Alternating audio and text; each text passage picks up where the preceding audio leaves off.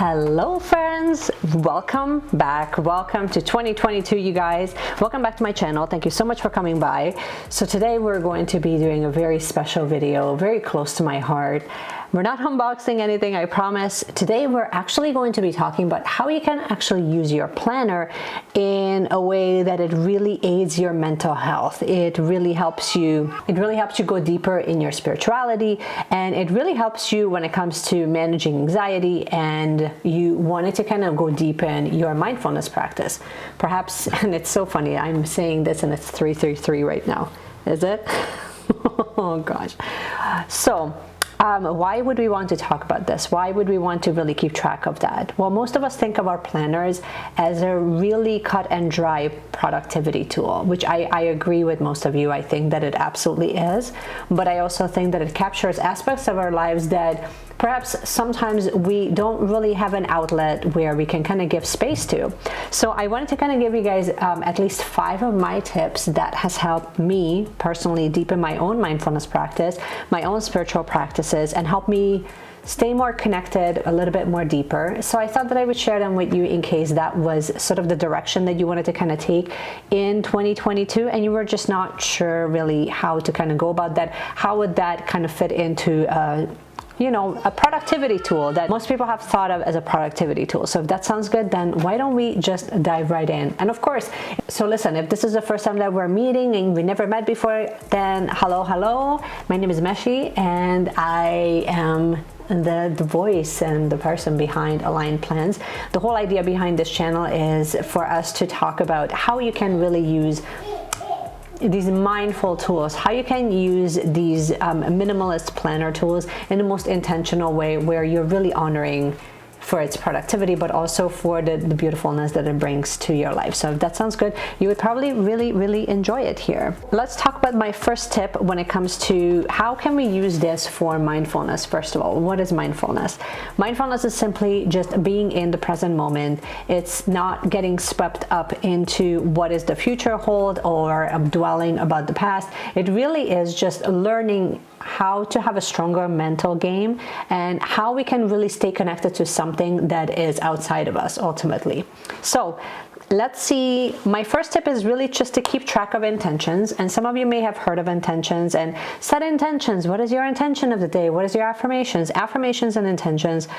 Intentions are really just what is the direction of your day? What is the direction that, what is the attention that you're placing the most amount of focus on? So one nice way that you can kind of do that is to start keeping track of your daily intentions at the very top section of your planner. So I have, sometimes you, like depending on your daily setup, I'll show you a blank piece here so you can kind of see it. But usually at the very top section, you have about 3 lines, and whether that 3 lines is there for your priorities, or those are like the main things, or you have a note section, these are the 2 areas that I would write down what my daily intention is. And that can, and if you're struggling, or if you are brand new, to setting intentions, then one way that you can actually do that is you can use oracle cards, you can use tarot cards, or you can use famous quotes. So you can use quotes from, inspirational quotes from people that you admire, people that you look up to. It honestly, a lot of it really just depends on what your focus is, because sometimes it might be something more self-care related, or it might be something deeper, or it might be something where you're struggling with something, an area of your life, or more career-based. Honestly, that will be the thing that will kind of determine whether you need more of a motivational quote or you need to actually pull a card. The 2 decks that I pulled here that I really love, this one is a self-care wisdom card. This one is from Cheryl Richardson, and I'll just show you at least one of them so that you can see. So on one side you have, let me zoom out just a little bit. So on one side you have a card and it just gives you one word, and that can be literally, like, sometimes that's all you actually need is just write down one word, invitation. Or there's also a little message in the back. So this one says, the words you speak are an invitation to life, a request to bring energy into form. Choose your words carefully. So you can kind of read this, and sometimes I just write exactly just this, or I kind of take my own message out of what does that really mean for me. And then that's sort of essentially what I'm going to be focused on. The other one that I've been really loving is actually a Christmas gift that I received this year. This is called the Prism Oracle. This is a lot simpler. It's based on colors. So, and we'll talk about color in a second. So let's say you pull success. So you can kind of contemplate, what does success really look like for you? How would you recognize success if it came and started knocking on your door? How would you know that that's what success looks like and feels like for you? That's what you could really put down and focus on, because when you just get one word, these are a little bit more challenging, I find, versus like having an actual message. But I love these because you can totally forget about the actual word and just literally just focus on the color. What does the color orange feel like for me? What does that really mean for me? And you can come up with your own meanings, because for each of us, the interpretation is going to be slightly different. But giving yourself the freedom to really explore that, I think, is going to be sort of the start of, okay, let's contemplate that, rather than just going on autopilot and start checking things off of our to-do list, off of our checklist, off of our priorities list. To me, that becomes a little bit of a cut and dry, very productivity type tool. And these are so much more than that, at least to me. Maybe to you, if they are a productivity tool, then that's totally cool. But then you might want to just separate it out of your planner a little bit. But you kind of really need to decide, like, okay, how do I want to feel when I'm working with this tool, right? Now, my next tip is to actually, whenever you're working with your planner, is to use your favorite color. I mean, to use your favorite pen. So I get very, very particular about my pens. I get really weird with my pens. I think that most of you that love pens, you will probably feel the same way. So these are just some of my favorite pens, but as you notice, they're not all black. And I would recommend that you kind of venture out of just black or just blue and tap into some of the other colors. And again, see how that makes you feel, because I feel different when I'm working with like a taupe or like light brown pen versus a burgundy versus a light blue versus a really thin black pen, right? So having a few ready to go, these are just some of my favorites. Muji pens are obviously right up there too, but even with the Muji pen, it's pretty thin. This one is a 0.38 black, but I have like all of the colors from them. So it honestly just depends on my mood. That will kind of determine, okay, do I want to write really fast, or do I want to kind of take my time and really just color coordinate my entire spread? And really pay attention when you're color coordinating, because the colors, again, like if you end up getting this deck, or if you end up looking into auras and color healing, it's super interesting. So even if you're not into oracle decks, I would recommend it just for the book, because within the book, it breaks it down. What does green mean? What does orange mean? What does red really represent, and how does that get? So it goes into like the whole psychology behind it, which I find absolutely fascinating. So it's not so much just about the spreads as it is about really understanding how color affects us, and how it affects your mood, and it affects your brain, and it affects the way that you process your thoughts, and it affects your emotions. So it affects like all of those things. So pay attention to the type of pens that you select and what color are you after. And you can really go after emotions, and then you can also match it based on the colors that you put in your spread. So you can kind of do it either way.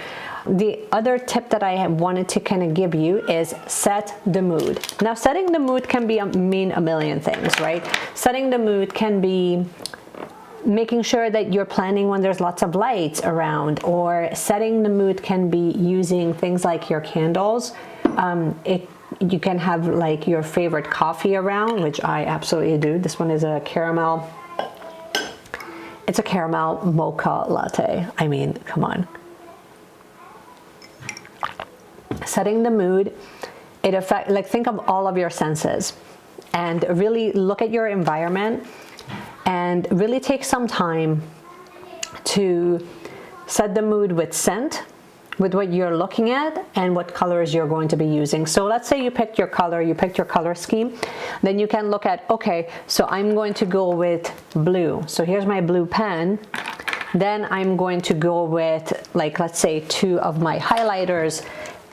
And then that way you're kind of creating the vibe already that really you're after the blue vibe right now.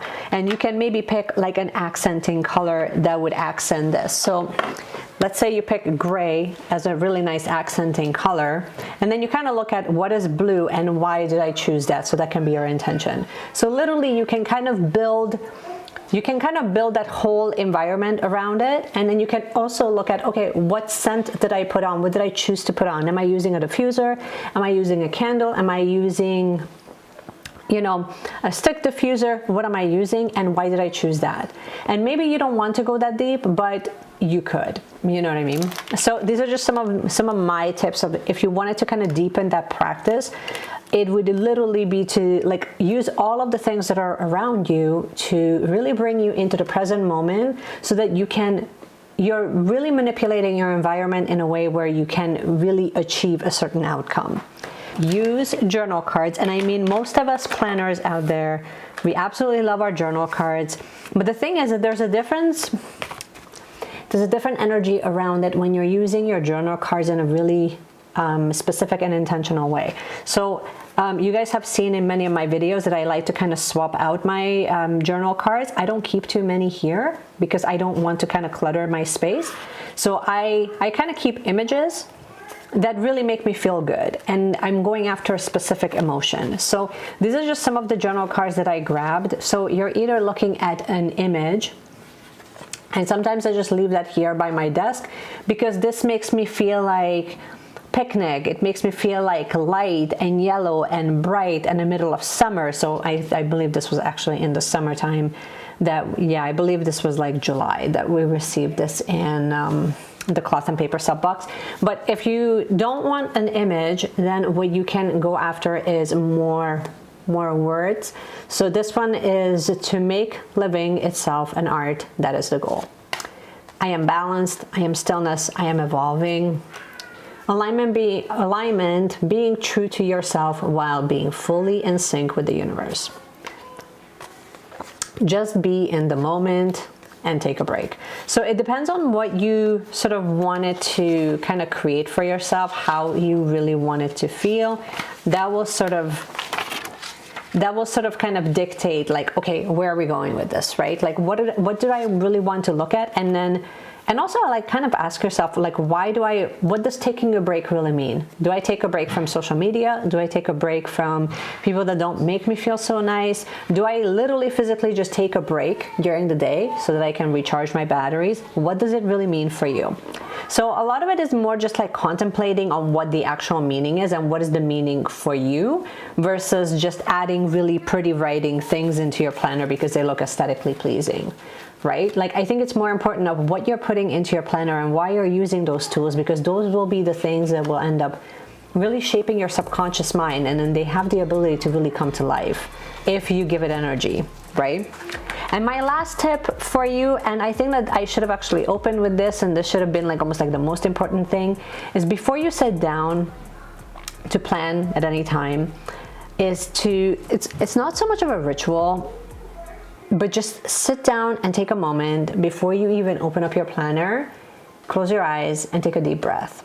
And when you're taking a deep breath, then that breath has the ability to kind of bring you into the present moment, into the right now. And it also signals your brain that, okay, we're moving into this next activity. Let's be present. Let's kind of be receptive to like what is coming up next. So whenever you take a moment and just sort of, you don't rush between activities, that also signals to your brain that, okay, now it's something new that's starting. And sometimes your body needs a moment for it to kind of catch up, for you to kind of get to the present moment right now. And I know that we talk about this a lot, but having all of these micro practices that are so easy and so tangible is so important, because the more you do this, the more you will find that the tools are actually doing their magic on you. You know what I mean? So these are just some of my basic ideas or my basic tips that I have for you. Obviously there's a lot more, and we can go into this a lot more in detail. If you guys want like a part 2, or if you guys enjoyed this, please let me know in the comments. I've tried to look for videos such as this, where can we use our planners for our mindfulness practices without really having like a separate little booklet, because I don't think that it's so much about what booklets you have, what journal prompts you have. I think it's more just about what can you make with what you already have, without really feeling the need of like, I need something outside of myself for me to really practice being in the present right now. Because ultimately, when you realize that it's not so much about what you have, but it's more about what you make of it, then then you're allowing these tools to actually work their magic on you. This is all I have for you guys. I hope that you have enjoyed this video. If you did, please give it a thumbs up. You can also subscribe to the channel if you have not yet had a chance to already. I would love to have you in the community. And just keep journaling, you guys. Keep planning, you guys. Thank you so much for coming by, and I cannot wait to see you in my next video. Bye.